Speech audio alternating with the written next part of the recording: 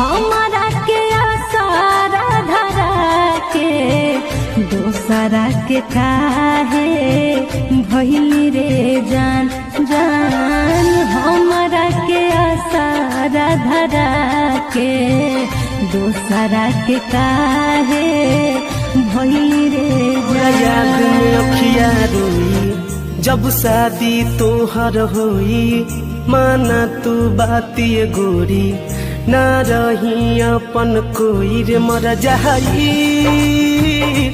छोड़ के जैबू हो मरम हमर पैबू